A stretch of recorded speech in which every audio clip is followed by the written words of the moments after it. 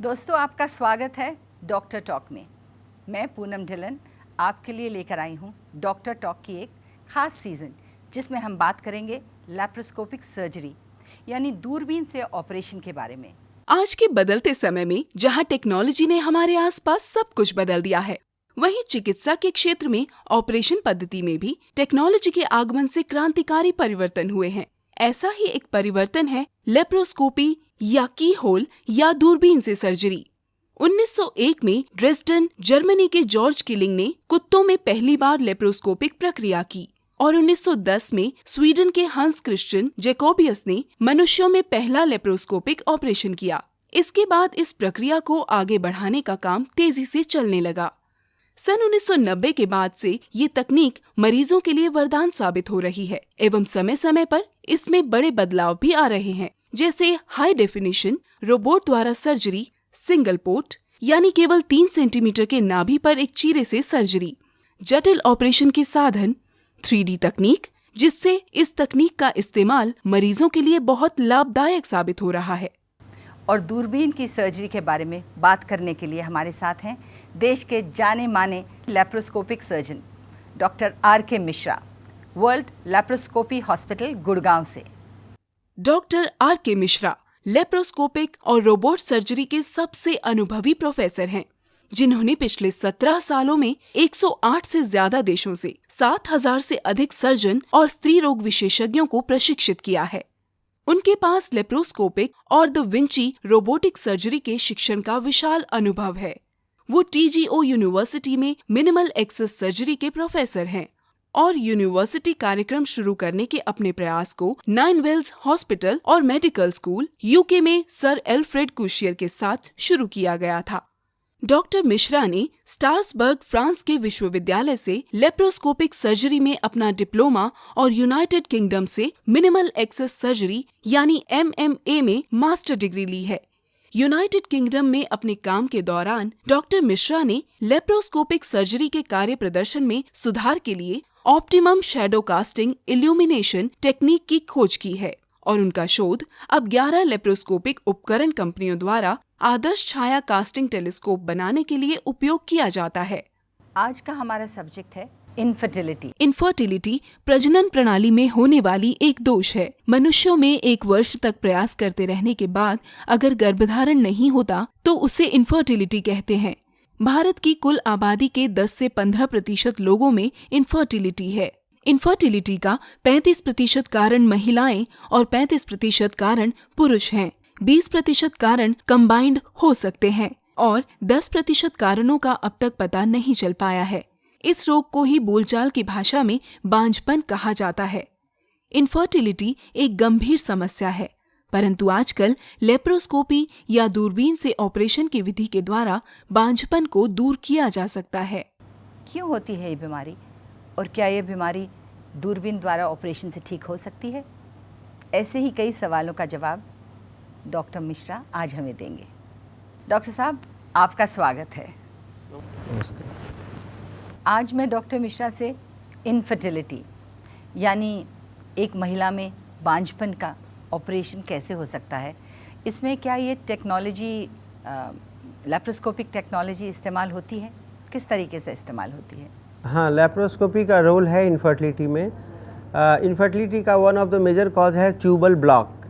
अगर tube block हो जाए महिलाओं में तो अंडा अंदर नहीं जा पाता है यूट्रस के अंदर, और ट्यूब ही में फर्टिलाइजेशन भी होता है। तो tube is very important part. Tube बहुत ही महत्वपूर्ण अंग है औरतों में, बच्चे पैदा करने के लिए उसकी काफ़ी ज़रूरत है।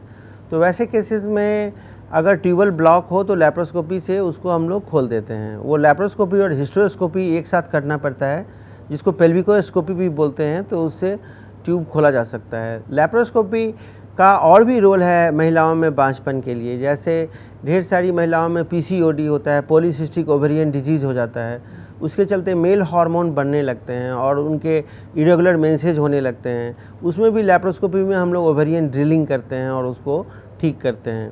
प्लस कभी कभी लैप्रोस्कोपी से यूट्रस के अंदर अगर फाइब्रॉयड है या सिस्ट है, उसको भी लैप्रोस्कोपी और हिस्टेरोस्कोपी से ठीक किया जा सकता है। तो जो कोई भी महिला का ट्यूबल प्रॉब्लम है उनको एक लैप्रोस्कोपिक सर्जन से उम्मीद रखनी चाहिए, और अगर वो अच्छे से किया जाए तो उनका बांझपन दूर हो जा सकता है।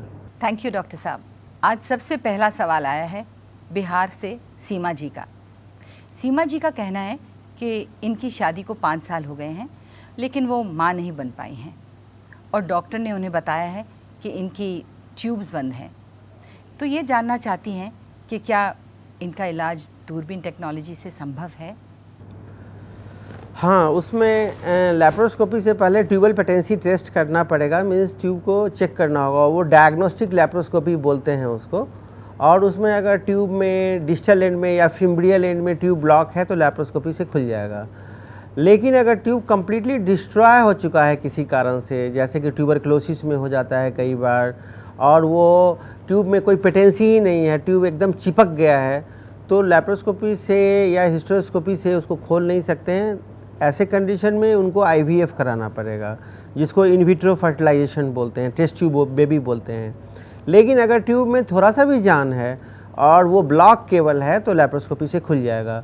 लैप्रोस्कोपी से फ़ायदा ये है कि अगर लैप्रोस्कोपी से वो खुलवा लेती हैं तो उनको IVF नहीं कराना पड़ेगा और नेचुरल बेबी हो सकता है उनको।